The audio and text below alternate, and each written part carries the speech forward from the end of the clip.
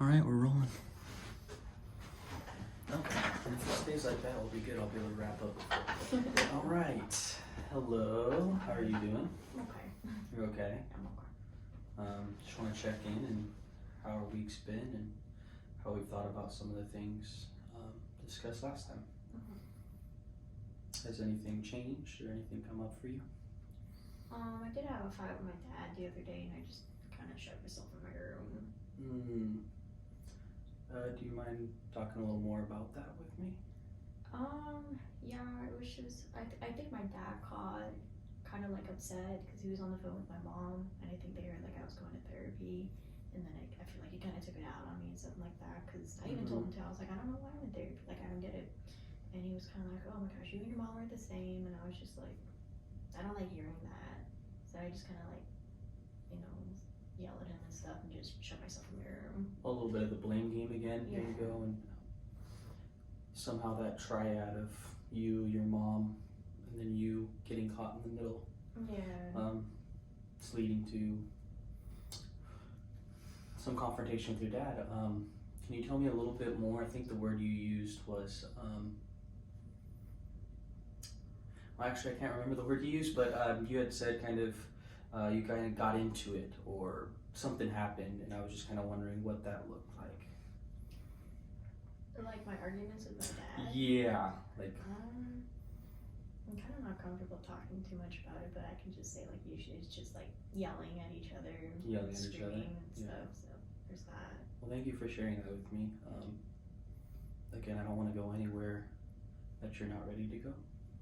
You take this at your own pace and what feels comfortable for you.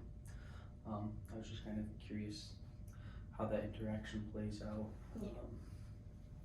Making sure that you're safe, that's kind of my main priority. So, okay. Well, I'm sorry to hear that. Sounds like a traumatic experience. Good. Yeah, it was. Because like I always replay in my mind, like usually when I'm like, shutting my door and stuff. And then it doesn't help, like sometimes my dad's like banging on the door and it's like, oh my gosh, like I don't know what's gonna happen. Yeah. So you shut yourself into your room, kind of isolated yourself from your dad. Do you recall maybe some of the emotions you felt in the moment? Thoughts maybe that you had? I was just like angry and confused. Okay, so some of the same kind of feelings that you had last week in general regarding your relationship with your dad? Yeah. Anger, confusion. Yeah. And how do you feel in the moment now, thinking back on it? Is there any clarity that you get? The same or different? Can you elaborate? Sometimes when something traumatic or an experience happens, in the moment we feel a certain type of way, and then later on as we recollect and kind of go back and look back on that, we may gain a new perspective or a new look on it, or maybe new emotions, some clarity comes. And I was just wondering if there's anything in right now when you look back on that I guess sad. Cause like, I honestly just dislike how my parents are just arguing with each other. So I'm just sad that even came up. Yeah. Sad about the whole situation, sounds like. So, I'm glad that we went to talking about family, because I know last week a lot of our conversations covered family, and it sounds like that family is a big part of your life, or an important aspect, important pizza piece of your pie, so to say, metaphorically. But yeah, so family's a big thing to you, and I am a little more curious about the dynamics, I guess, of your family, and more so the dynamic of before the divorce, the interactions you had with both mom and dad, in that kind of just the dynamic there. So nothing in specific, but that area.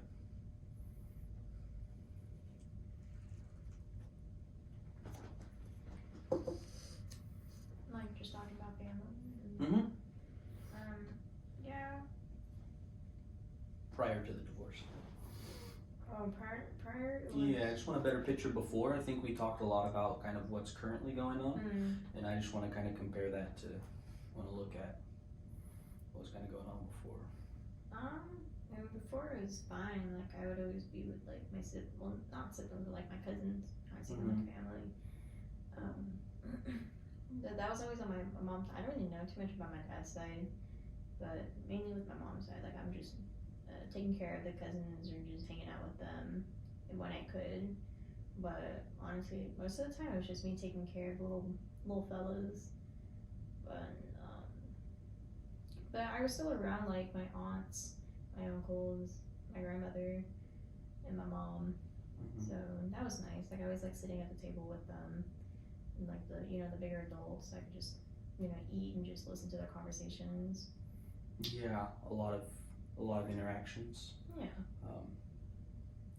And so a lot more involvement for sure. And with your mom, how would you look at your relationship with your mom? Well, it's kind of hard because it's like, yeah, she's my mom, but I honestly kind of felt like I took care of myself more because she was always busy too, but not as much as my dad. And she was kind of like, there to support me and stuff. But I kind of feel like, let's see, I mean, like my relationship with my mom's good. I always go to her with questions and stuff. But yeah. Yeah, so I get like that she was supportive, she was there, but that there was also an independent reliance, like you had an internal reliance on yourself. Like you had your family there, and that was like a positive aspect of your life. I keep saying it was a positive aspect and a very involved part of your life, but that you also took care of yourself and even others as well. Yeah. I think like because I had to take care of my siblings, I also knew how to like start taking care of myself at an early age. I mean that sucks because it's like I gotta rely on my mom, but I was just relying on myself most of the time. But it was still nice. I mean like my aunts, like I had some of them I'm kind of close with too, but I distanced after divorce because I can't really talk to them too much. But I miss some of them honestly. Like they always had like wise words to say, especially my grandma. I haven't seen her in a while. Yeah, a loss. That's the feeling that comes. Yeah. It's in the room, I guess. Yeah. So, yeah.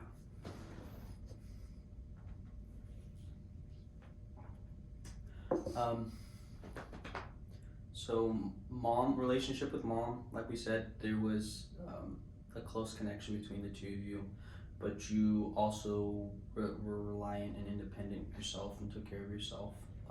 But that you miss your grandma, you miss those family interactions. And right now that kind of seems to be a big issue is not having enough time, it seems like.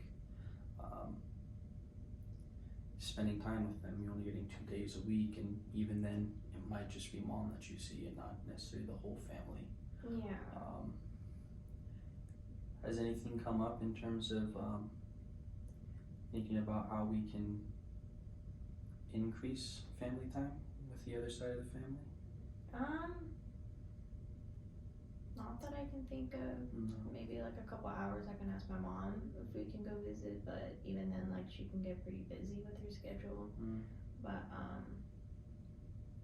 I do want to see them, so maybe I can request to see like if during the week I can go by, but it's kind of hard too with my schooling. Yeah, we talked last week, you're busy, and then I think you said on top of that, due to the relationship between your parents, sounds like dad's time is dad's time, mom's time is mom's time, and there's no kind of compromise in terms of letting you get extra time with either one when it's the other person's time. Okay. So relationship with dad seems to have gotten even worse. Um, there's been another outburst by him against you. Relationship with mom is still positive, but it's a lost relationship, I guess, or lack of time anymore. And there's an internal independence that you've developed even at a young age.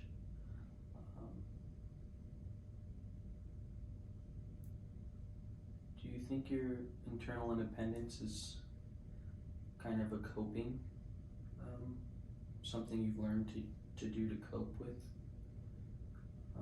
family issues? What do you mean? So I know dad wasn't in the picture early on, like he worked a lot, and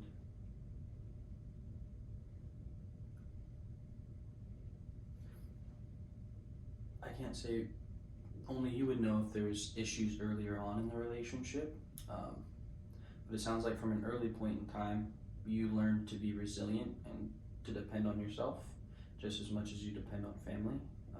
Take care of yourself, and I'm asking, do you think that family issues and family trauma has any influence on you developing that kind of, I don't.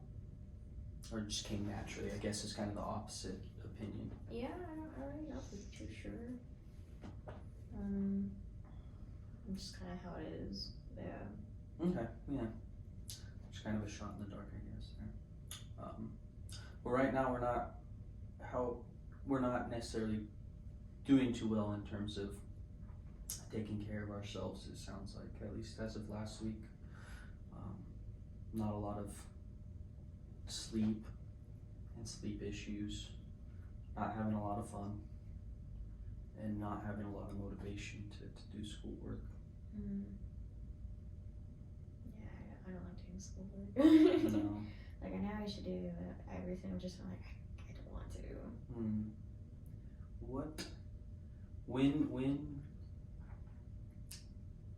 you fail an assignment, or even if you fail a class, how do you feel about that?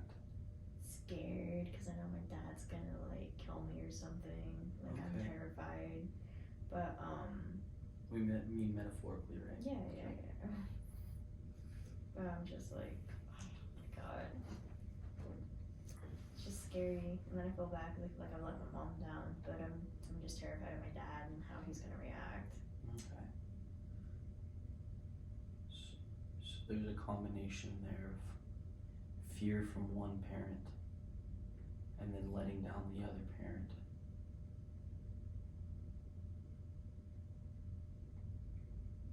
Is there fearing one parent and letting down the other?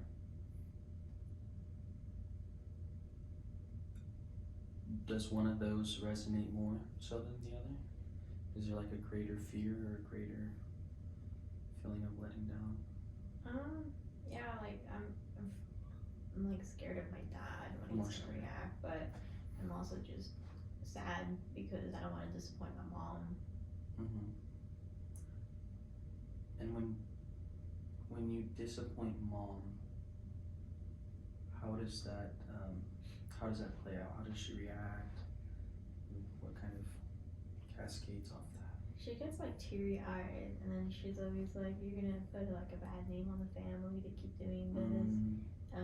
You know, how am I gonna tell the family that you did this? Because you're letting your family down."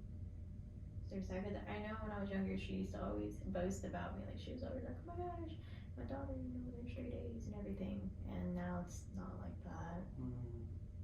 So she was super proud of you, and you were kind of the champion of the family, so to say, or the champion of your mom, and now not so much. Yeah. And besides feeling let down, how does thinking about your mom's change in opinion feel? A little bit confusing, but I can understand. Because I am letting her down, you know. But I just feel kind of sad too because she always blames it on like my dad. Like she's always like, I know she's mentioned it before because I can hear sometimes the phone calls, but she was like telling him how ever since like I moved in with him, everything's just going downhill. She's like always blaming him. And it sounds to me like you don't necessarily see the blame on him. No, because I know it's my fault.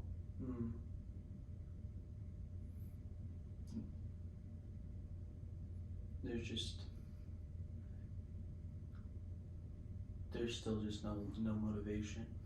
Yeah, like I just don't feel like doing my homework or anything. I mean, I can do fine on tests, don't get me wrong. But sometimes if I don't get it though, I'm just like, oh, that sucks, but I can't do it.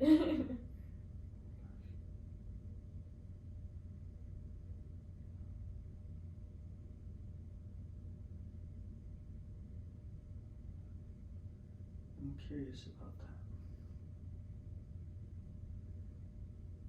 Because it seems like there's a strong external motivation. Sounds like you really want to please mom. And you're quite fearful of dad. Yeah. In terms of doing schoolwork and the reactions they have. But internally, you just can't bring yourself to doing it. Yeah, I just don't want to do it. I know I should. I even have some teachers be like, hey, you turn it in. I'm like, I'm sorry, I don't know what to tell you. Sometimes I'll make some excuses like, oh, like I left it at my mom's, so I forgot it, or because you know I always get like a duffel bag or a backpack with like my clothes and stuff to go whenever I go to my mom's or when I go back to my dad's, and there's been a few times I forget textbooks and I'm just like, like a part of my brain's like, shit, you know, like, oh no, how am I gonna go with the week because I have 5 days where I have the same class over and I don't have my textbook. So stuff like that happens, so I'll just say something like that, just so they don't like bug me. Yeah, so excuses, sometimes just straight up telling them I didn't do it. But it does sound like in that, the excuses category, it does sound like sometimes with the divorce, with living in 2 different houses, there's genuine mistakes or genuine, you know, accidents that happen in terms of forgetting a textbook or leaving a homework assignment. So yeah, it's not always necessarily your fault. There's a lot of chaos that goes on in divorces and living in 2 different households. Yeah, there is, and I get jealous of some friends, you know, that have. I mean, I have some other friends that also they're going through like their parents getting divorced, and I'm like, okay, I'm not alone. But there's also friends I'm envious of, or people I know in my class that do have both parents, and I'm just like, why can't I have that? So there's also that too. A desire for a whole family. Yeah.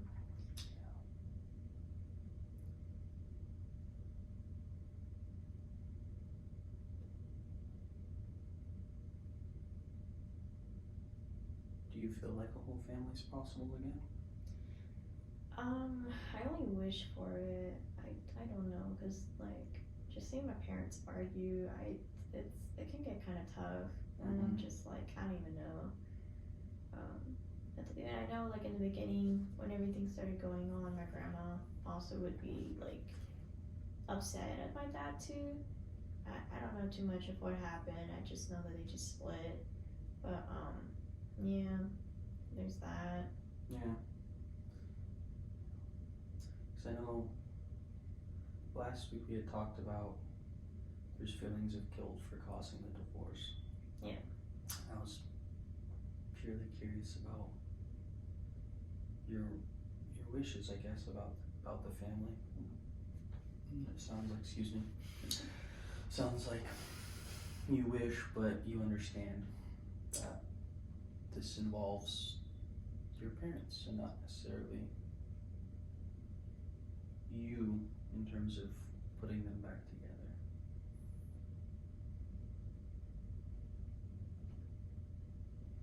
Yeah.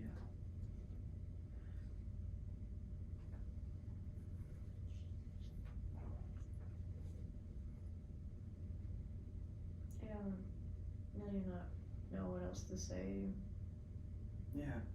Well, I guess that brings us to a good little conjunction. We can kind of leave that topic now for now. We can kind of explore it later. Last week we talked about a lot of things. We talked about some goals that we had as well, and we didn't really come to anything conclusive. I took some notes and I found some things that I think are related to goals. But so we had some goals, and then we also kind of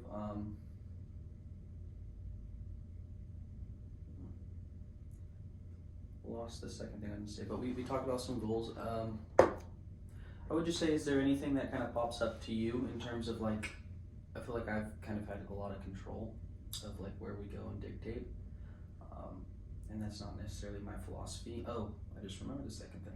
I was gonna say, we kind of talked about you understanding what therapy is about and stuff. Now just give me some ideas, kind of leading to, is there anything like in terms of goals or therapy information or other areas that we haven't talked about now that maybe you want some information about or clarity or questions regarding? Not really. I don't really know too much about therapy and all. Like I still don't know like why I'm here besides maybe my grades. Yeah. But that's really it. Okay. Yeah, so this is something I wanted to kind of touch on, because last week I think you had made two different statements kind of regarding, on one hand, you understand therapy. You're like, I get therapy. I know too much about therapy is actually, I think, a quote. But then you also said that you didn't understand why you're here. And so I was curious on kind of your thinking behind both of those different types of statements. And then maybe I can help provide some clarity to therapy, the topic of therapy. I don't really know how to respond. Because it's like, I don't know why I'm here. You don't know why? Okay. Because I know, okay, the statement, therapy is only for crazy people, does that resonate with you? Yeah, because especially now, because I was thinking like about my dad's fight with my mom, Mm-hmm. and just my mom thinks it's only for like crazy people and stuff. So I think she's like upset at my dad for that too, because now like I'm being seen as like the crazy one in the family or something like that, or maybe my dad's driving me crazy, which he is. He is. But yeah, I don't know. Like it's just like, I mean, like I'm chilling with therapy, but I'm also kind of like, well, why am I really here? Like, is there more to it with my folks? Does my dad think I'm crazy? I don't know. But I just know like my dad really wants to see my grades, or else he's gonna yell at me. Like that's my thought process. So it's either that, or because of my friends, because I know he doesn't like my friends either. But I don't know how that would work here in therapy. Okay. Yeah. I feel like my general response would have been from my understanding, kind of my approach to therapy is kind of self-exploration, a development of a relationship between us two, a therapeutic relationship. So an exploration of ourselves, an exploration of potential goals and some areas. There's also benefits and consequences of therapy in the self-exploration part. And I would say that anyone could benefit from therapy, but I also, in you talking about that, I see the repercussions of just coming to therapy within your family. And that is like something that I didn't necessarily foresee beforehand. So I guess that would be my spin on it. I would say I would try to look on a positive light, but I do know that it's negatively influencing your familial relationships, which makes it even tougher to come to therapy. Yeah.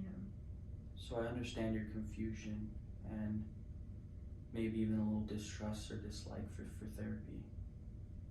Yeah, because I'm like, after this, I don't know what's gonna happen. Like, are they gonna have another argument? Or like, what?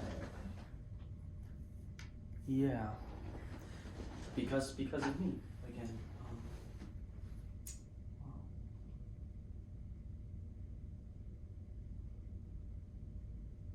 Wow.